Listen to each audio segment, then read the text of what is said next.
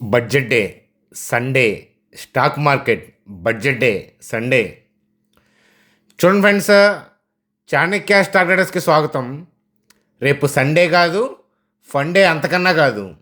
ఎందుకంటే మనలాంటి stock market ట్రేడర్స్కి రేపు నిజంగా రియల్ డే. ఎందుకనంటే బడ్జెట్ డే అనమాట. సో కాబట్టి సండే కదా హాలిడే అని అనుకోవద్దు. రేపు బడ్జెట్ వల్ల, అంటే కేంద్ర ప్రభుత్వం బడ్జెట్ ప్రవేశపెట్టడం వల్ల ఏంటంటే రేపు స్టాక్ మార్కెట్ మార్నింగ్ నుంచి ఆఫ్టర్నూన్ దాకా, అంటే రెగ్యులర్ టైమింగ్స్లోనే, సో ఎలాగైతే మండే టు ఫ్రైడే ఉంటుందో రేపు సండే కూడా ఏంటంటే ట్రేడింగ్ అవర్సే. ఈ విషయం మీరు గమనించగలరు. కాబట్టి సో ఇలాంటి ఇన్ఫర్మేషన్ మీ ఫ్రెండ్స్కి, ఫ్యామిలీ మెంబర్స్కి షేర్ చేయాలి. కాబట్టి ప్రతి ఒక్కళ్ళు వీడియోని లైక్ చేయండి, తర్వాత ఫ్రెండ్స్కి, ఫ్యామిలీ మెంబర్స్కి షేర్ చేయండి అని చెప్తాను. చూడండి సార్, బడ్జెట్లో ఫోకస్ చేయాల్సిన సెక్టార్స్ ఏంటి, సిమిలర్ స్టాక్స్ ఏంటి అనేది ఈ వీడియోలో డిస్కస్ చేద్దాం. అలాగే సో మనకి సన్ ఫార్మా సిడిఎస్ఎల్కి సంబంధించిన Q3 అప్డేట్స్ చూద్దాం.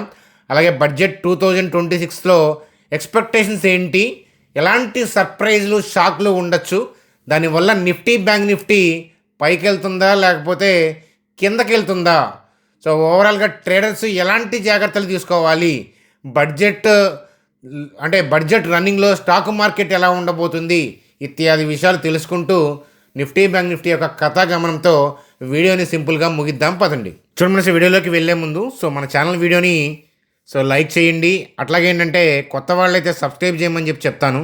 సో బెల్ ఐకాన్ క్లిక్ చేయండి. సో చూడండి, అట్లాగే ఏంటంటే ఏదైనా లైవ్ మూమెంట్లో ఏదైనా ఇంపార్టెంట్ కీ అప్డేట్స్, లెర్నింగ్స్ ఉంటే కనుక టెలిగ్రామ్ గ్రూప్లో అప్డేట్ చేస్తాను. అలాగే బడ్జెట్కి సంబంధించిన కీలక విషయాలు అట్లాంటివి కూడా ఏంటంటే టెలిగ్రామ్ గ్రూప్లో పోస్టుల ద్వారా మీకు ఇన్ఫామ్ చేస్తానన్నమాట. మీరేంటంటే మన ఛానల్ సబ్స్క్రైబర్స్ అయితే కనుక సో మీరు చూస్తున్న వీడియో కింద డిస్క్రిప్షన్లో ఫ్రీ టెలిగ్రామ్ లింక్ ఉంది. దాని ద్వారా ఏంటంటే ఆ లింక్ ద్వారా ఏంటంటే సో గ్రూప్లోకి జాయిన్ అవ్వచ్చు అనమాట. సో మీరు అంటే అవి ఫ్రీగానే జాయిన్ అవ్వచ్చు, మనీ ఏమీ లేదు. సో చాలా జాగ్రత్తగా ఉండాలి, మార్కెట్లో డూప్లికేట్స్ ఉన్నాయి. సో అట్లాగేంటంటే రన్నింగ్ మార్కెట్లో మూమెంట్స్ కూడా ఏంటంటే సో అప్పుడప్పుడు ఏదైనా ట్రెండ్ చేంజ్ అవుతున్నప్పుడు అప్పటిదాకా డౌన్కి వెళ్తాం, మార్కెట్ బయర్ యాక్టివేట్ అయ్యి పైకి వెళ్ళే మూమెంటంని, అట్లాంటప్పుడు కీలకమైన నెంబర్స్, అక్కడ జరుగుతున్న బయింగ్ స్ట్రెంగ్త్, మార్కెట్లో ఆ కాన్సెప్ట్, డిమాండ్, సప్లై ఎలా ఫ్లో అవుతుంది, అవన్నీ కూడా ఏంటంటే రన్నింగ్లో తెలుసుకోవాలి. ఇట్లాంటి అప్డేట్స్ మీకు ఇవ్వటం పనికొస్తున్నాయి అనేవాళ్ళు కామెంట్ సెక్షన్లో తెలియజేయండి. మీరు కూడా అదే ప్లేస్లో బయింగ్ అనేది రన్నింగ్లో చూడగలుగుతున్నారా లేదా, ఆ కాన్సెప్ట్ ద్వారా నేను వీడియో పెట్టే బయట అనేది మీకు పనికొస్తుందా లేదా అనేది నిజంగా పనికి వస్తుంది. నిజంగా మీరు అబ్జర్వ్ చేస్తుంటే కనుక ఎప్పటి నుంచి అబ్జర్వ్ చేస్తున్నారు, ఇట్లాంటి విషయాలు కామెంట్ సెక్షన్లో తెలియజేయండి. పీపుల్ చూసి తరిస్తారు అని చెప్తాను. చూడండి సార్, ఒక్కసారి మనం కనుక నిఫ్టీ యొక్క డే చార్ట్ చూద్దాం. సో మన మంత్లీ చార్ట్ చూస్తే లాంగ్ రన్ మన ఎకానమీ స్ట్రాంగ్ కాబట్టి ఓవరాల్గా మన ఎకానమీ పైకి వెళ్తుంది. కాబట్టి నిఫ్టీ కూడా సో పైకి వెళ్తుంది ఓవరాల్గా. సో అయితే రీసెంట్గా ఏంటంటే ట్రంప్ చేసిన స్టేట్మెంట్స్, టారిఫ్ ఇష్యూస్, గ్లోబల్ క్యూస్లో ఉన్న అలజడి ఇత్యాది విషయాల వల్ల ఏంటంటే కాస్త మైల్డ్ డ్రాప్ అనేది చెప్పచ్చు. దట్టు ఏంటంటే stock market all time high hit చేసిన తర్వాత వచ్చిన డ్రాప్ కాబట్టి దాన్ని పెద్ద నెగిటివ్గా చూడాల్సిన అవసరం లేదు. అంతే కదా, స్టాక్ మార్కెట్ ఎప్పుడు స్ట్రైట్ లైన్లో వెళ్దు కదా.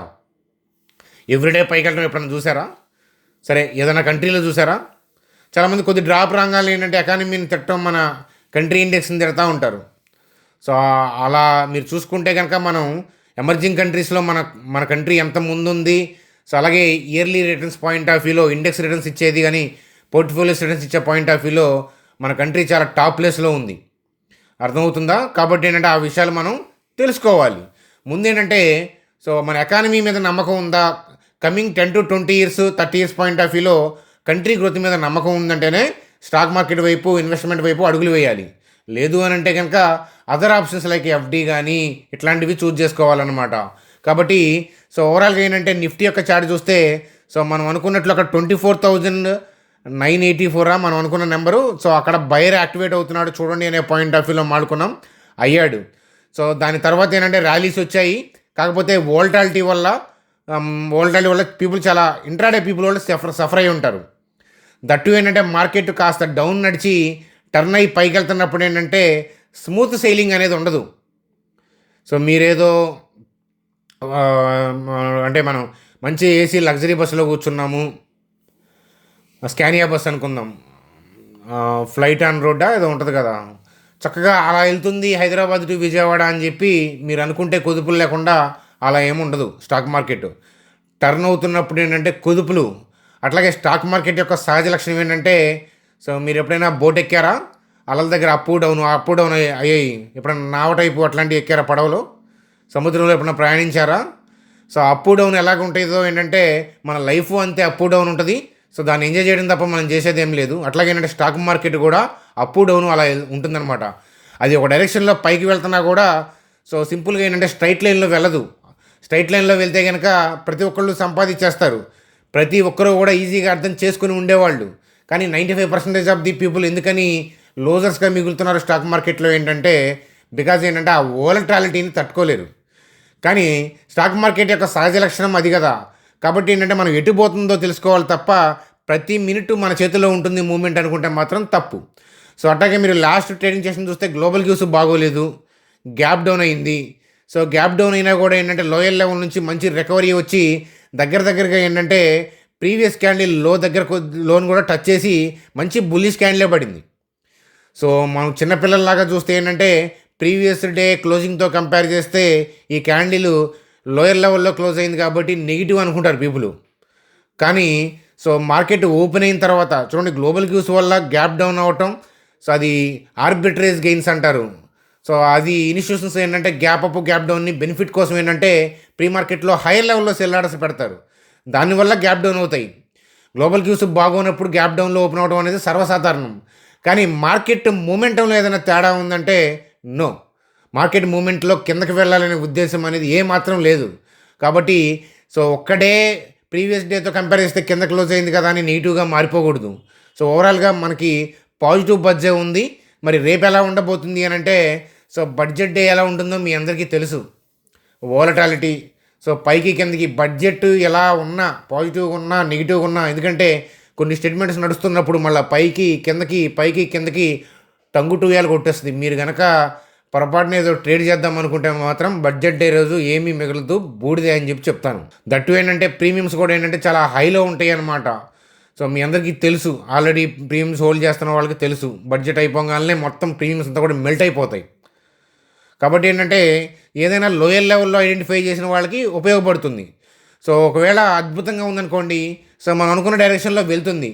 సో ఏదైనా షాకు అంటే ఫైనాన్స్ మినిస్టర్ నుంచి ఏదైనా షాక్ వచ్చిందనుకోండి, సో మనం ఏదైతే 24,984 అనుకున్నామో ఆ 25,000ని మనం అబ్జర్వేషన్ పాయింట్ ఆఫ్ వ్యూలో చూసుకొని అక్కడికన్నా కిందకి వెళ్తుంది ఏంటంటే మన అబ్జర్వేషన్ పాయింట్ ఆఫ్ వ్యూలో ఏంటంటే క్లోజ్ చేసుకుంటాము. అంతే కదా, మనకు నష్టం ఏంటి? అంతే కదా, మనకేం నష్టం ఉండదు. సో మనకున్న అడ్వాంటేజ్ ఏంటి అని అంటే ర్యాలీ పుట్టుకలోనే కనిపెడతాం, ఆదిలోనే మనం పాదు వేస్తాము. సో అదనమాట మన ఛానల్ యొక్క స్పెషాలిటీ. కాబట్టి సబ్స్క్రైబ్ చేయాలా వద్దనేది మీకే వదిలేస్తున్నాను. సో నా అంచనా ప్రకారం ఏంటంటే, సో బడ్జెట్లో థింగ్స్ అనేవి అంటే మనకి ఏదో పెద్ద బోస్టర్లు అయితే ఉండదు, ఇన్కమ్ ట్యాక్స్ పాయింట్ ఆఫ్ వ్యూలో అది ఇది ఏం ఎక్స్పెక్ట్ చేయొద్దు. ఎందుకంటే ఆల్రెడీ లాస్ట్ ఇయర్ మనకి చూసాము. అలాగే జిఎస్టీ ట్యాక్స్ కలెక్షన్స్ అవి కూడా ఏంటంటే కట్ చేశారు కదా, అస్తమానం అవే ఎక్స్పెక్ట్ చేయొద్దు. పీపుల్ ఎక్స్పెక్ట్ చేస్తారు, అవి చేయొద్దు అనమాట. సో ఇంకేదైనా థింగ్స్ మన ఎకానమీకి స్ట్రెంగ్ పనికొచ్చేది, అలాగే ఎంఎస్ఎంఈ అంటే మైక్రో స్మాల్ మీడియం కంపెనీస్కి సపోర్టింగ్ ఏదైనా తీసుకుంటున్నారా, అట్లాంటివి ఏదైనా బెనిఫిట్లు ఉన్నాయి, అలాగే పిఎల్ఐ స్కీమ్స్ అట్లాంటి వాటిలో ఉపయోగం ఉందా, సో అలాగే గ్రీన్ ఎనర్జీకి సపోర్ట్ చేస్తున్నారా, డిఫెన్స్ వైపు రైల్వే ఇన్ఫ్రాస్ట్రక్చర్ ఇట్లాంటి వాటికి సపోర్ట్ చేస్తారు, ఇట్లాంటి పాయింట్ ఆఫ్ వ్యూలో నేను చూస్తున్నాను. ఇవి కాకుండా కొన్ని సర్ప్రైజ్లు షాక్లు ఉండొచ్చు, అవి మనం రేపు తెలుసుకుంటాం మేడం గారు చెప్పిన తర్వాత, అప్పుడు మనం డిస్కస్ చేయాల్సి ఉంది. సో అయితే ఓవరాల్గా వోల్టాలిటీ ఉన్నా కూడా మార్కెట్ ఏంటంటే పైకి ఓవరాల్గా మూమెంటం అనేది పైకి వెళ్ళే అవకాశాలు ఉంటాయి. సో వరస్ట్ కేసు ఏంటంటే మనం 25,000 కిందకి వెళ్తుంది అని అన్న క్షణం ఏంటంటే మనం ఏంటంటే తట్టాబుట్టా సర్దుకోవటం, అంటే అబ్జర్వేషన్ పాయింట్ ఆఫ్ వ్యూలో, నాలెడ్జ్ పాయింట్ ఆఫ్ వ్యూలో సర్దుకోవడం కరెక్ట్ అని చెప్తాను. ఏదైనా సాగిస్తే తప్ప అయోమయం ఉండకపోవచ్చు. సో వాళ్ళు ఏముంది, కాస్త డ్రాపు, దాని తర్వాత మంచిగా బయింగ్ స్టార్ట్ చేశారు. బడ్జెట్ అనుకూలంగా ఉంటే బడ్జెట్ డే వోల్టాలిటీ ఉన్న నెక్స్ట్ ట్రేడింగ్ సెషన్స్ నుంచి మంచిగానే ఉంటుంది. మోరల్లెస్ అంటే అట్లీస్ట్ డైరెక్షన్ పాజిటివ్గా ఉంటుంది. బడ్జెట్లో ఏదైనా తేడా ఉంటే లూజ్ మోషన్స్ సడన్గా ఏంటంటే కొట్టేస్తుంది, చేసేది ఏం లేదు అది. కాబట్టి అది రన్నింగ్లో మనం అబ్జర్వేషన్ చూసుకోవాలి.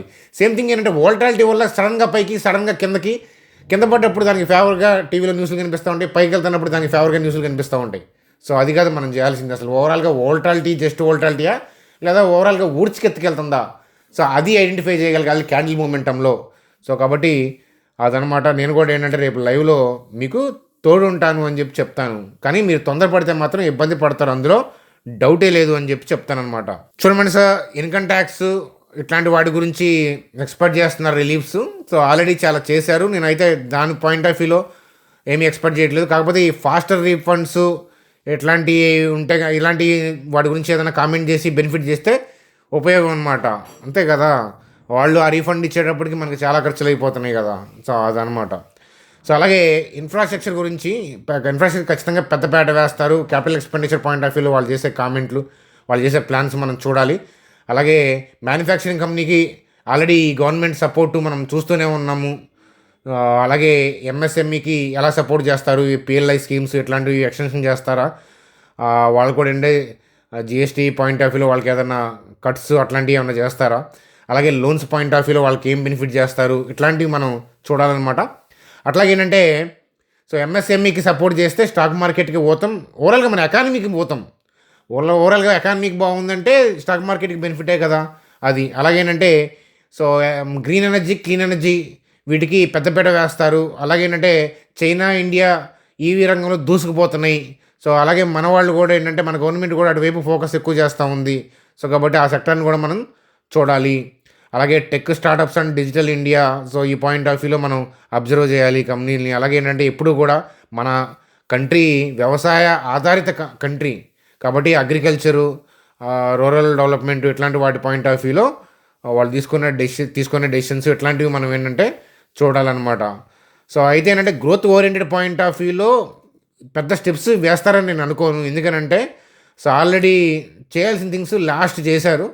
మరి ఈ ఇయర్ ఏం ప్లాన్ చేస్తారు, థింగ్స్ ఏంటి అనేది బుల్లితెర మీద మనం చూడాల్సిందే రేపు. చూడండి సార్, అలాగే సన్ఫార్మా యొక్క Q3 results, so operational performance strong, అలాగే యూఎస్ సేల్స్ బాగున్నాయి అనేది సో మనకి ఇక్కడ అప్డేట్లో కనిపిస్తూ ఉందన్నమాట. సో మంచి రిజల్ట్స్నే పోస్ట్ చేసింది సన్ఫార్మా మీరు చూస్తే కనుక. అలాగే నెట్ ప్రాఫిట్ చూస్తే కనుక లాస్ట్ ఇయర్తో కంపేర్ చేస్తే 16% పెరిగిందనమాట, 3,368 crores. సో అది మనకి మంచి అప్డేట్గా అనిపిస్తుంది. అలాగే రెవెన్యూ 13.5% పెరిగింది.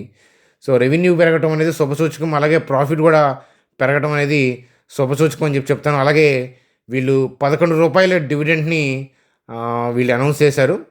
ఇంటర్మ్ డివిడెంట్ అంటే ఏంటంటే మధ్యంతరం. సో ఏంటంటే 2 ఏజీఎంల మధ్యలో కనుక డివిడెంట్ అనౌన్స్ చేస్తే దాన్ని ఇంటర్మ్ డివిడెంట్ అంటారు. సో ఏజీఎంలో డివిడెంట్ అనౌన్స్ చేస్తే దాన్ని ఫైనల్ డివిడెంట్ అంటారు. సో 11 రూపాయలు వాళ్ళు మనకి చదివిచ్చారు కాబట్టి ఇన్వెస్టర్స్కి వారిని, వారి కుటుంబాన్ని ప్రకృతి చల్లగా చూడాలని కోరుకుందాం. చూడండి, అలాగే సిడిఎస్ఎల్ యొక్క Q3 రెవెన్యూ పెరిగింది. సో మార్జిన్ కాంట్రాక్ట్ అంటే తగ్గింది అనమాట మార్జిన్, కానీ ప్రాఫిట్లు బాగానే ఉన్నాయి అన్నమాట. సో ఓవరాల్గా ఏంటంటే మీరు సిడిఎస్ఎల్ యొక్క రెవెన్యూ చూసినా, ప్రాఫిట్స్ చూసినా ఏంటంటే మనకి ఓవరాల్గా గ్రోత్ పాయింట్ ఆఫ్ వ్యూలో ముందుకే వెళ్తున్నారు, డీవియేషన్ ఎక్కడ కనిపించలేదన్నమాట. మార్జిన్ కాంట్రాక్ట్ అనేది సో ఇట్స్ ఓకే అనమాట. సో ఓవరాల్గా ఏంటంటే ఇయర్లీ పర్ఫార్మెన్స్ వచ్చినప్పుడు ఏంటంటే మనం సో బాగా వేరియేషన్ ఉందా లేదా ఏంటి అనేది చూసుకోవాలన్నమాట ఇన్వెస్టర్స్. ప్రస్తుతానికైతే కనుక Q3 అప్డేట్స్ సిడిఎస్ఎల్ మంచిగానే ఇచ్చిందని చెప్పి. చూడండి ఫ్రెండ్స్, మనం బ్యాంక్ నిఫ్టీ గురించి చూసే ముందు సో మీరు ఒకసారి వీడియో డిస్క్రిప్షన్లోకి వెళ్తే జెరోదా ఏంజల్ లింక్ ఇచ్చాను. మీలో ఎవరికైనా ట్రేడింగ్ డీమ్యాట్ అకౌంట్ లేకపోతే 2 కలిపి ఉంటాయి హ్యాపీగా. సో ఇక్కడ చూడండి, జెరోదా ఏంజల్ ఇచ్చాను. జస్ట్ ఏంటంటే మీరు లింక్ ఇలా క్లిక్ చేస్తే సో మీకు మొబైల్ నెంబర్ ఎంటర్ చేసి ఓటీపీ ఎంటర్ చేస్తే 10 minutesలో అకౌంట్ ఓపెన్ అవుతుంది. అలాగే పర్ డే 20 రూపీస్ మాత్రమే ఛార్జ్ చేస్తున్నారు. అలాగే ఓన్ డీమ్యాట్స్ ఉన్నాయి వాళ్ళకి. సో అలాగే ఏంటంటే మన మనీ కూడా సేఫ్, బ్రాండెడ్ బ్రోకింగ్ కాబట్టి యాప్, యూజర్ ఇంటర్ఫేస్ మీకు నచ్చుతాయి.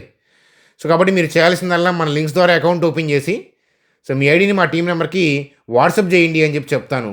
సో ఏదైనా అప్డేట్స్ ఉంటే వాళ్ళ కంపెనీస్ నుంచి ఏంటంటే మీకు ఇన్ఫామ్ చేయడానికి పనికి వస్తుంది. మీరు చేయాల్సిందల్లా మన లింక్స్ ద్వారా అకౌంట్ ఓపెన్ చేసి ఐడిని మా టీం నెంబర్కి వాట్సాప్ చేయండి. చూడండి, అలాగే బ్యాంక్ నిఫ్టీ పాయింట్ ఆఫ్ వ్యూలో, so bank Nifty point of వ్యూలో చూస్తే కనుక సో మంచి ర్యాలీసే వచ్చాయి బ్యాంక్ నిఫ్టీలో. సో అయితే గ్లోబల్ క్యూస్లో అలజడి వల్ల సో మనకి డిప్ కనిపిస్తూ ఉంది.